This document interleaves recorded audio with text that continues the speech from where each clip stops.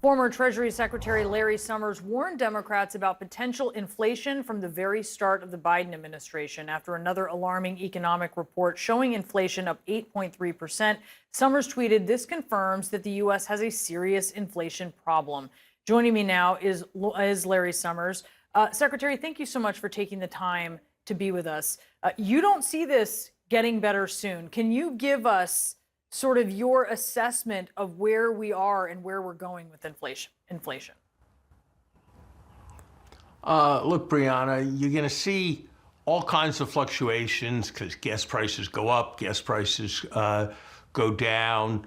There's other volatile components of inflation.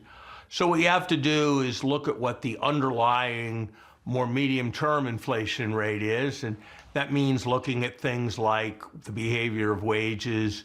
That means looking at the median component of inflation, whatever product each month is right in the middle of the distribution, and it means looking at core inflation, so-called core inflation. And I think those statistics are pointing not towards 8 or 9% inflation, but they are pointing towards our having inflation in the 5% range, which is well above what is acceptable. It's more than the inflation we had when Richard Nixon imposed price controls 50 years ago. And that's just where we are, and it's got to be a central priority for policy, starting with the Federal Reserve.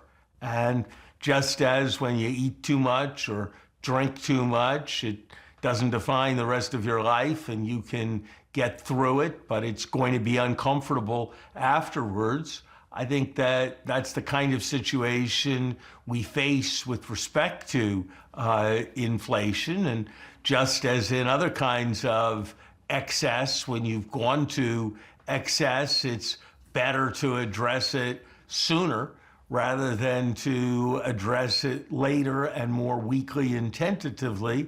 I think, as Chairman Powell recognized in his last set of remarks, recognized, I might say, somewhat belatedly, I think that the Fed has got to act strongly, and policy in other areas has got to be supportive with respect to doing whatever we can, whether it's getting permits for wind-powered plants, or whether it's reducing pharmaceutical prices, whether it's making it easier to get natural gas out of the ground, or whether it's reducing some tariffs so we can get crucial inputs for our production from abroad at lower cost.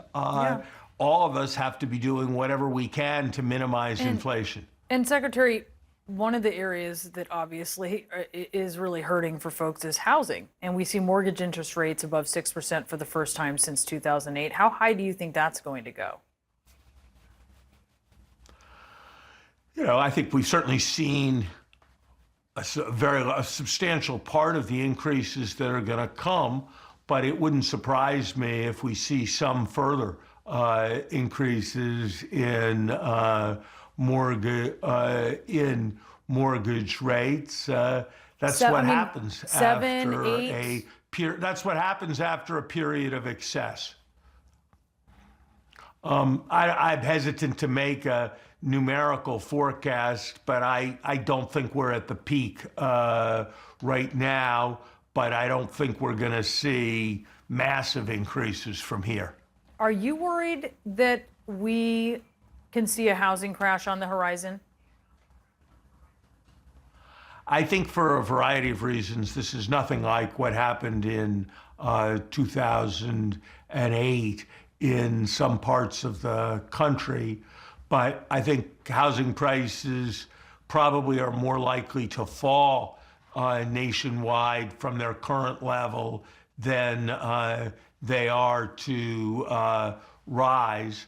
That's the consequence of the fact that the economy at some point will slow.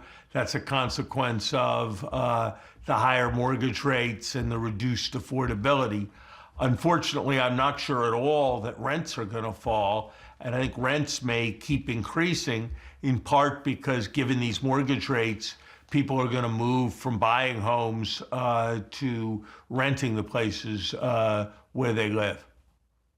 Yeah, I think that we're starting to see that, and that's going to be a reality for so many Americans here. Secretary, we appreciate you being with us this morning. Larry Summers, thanks. Thank you.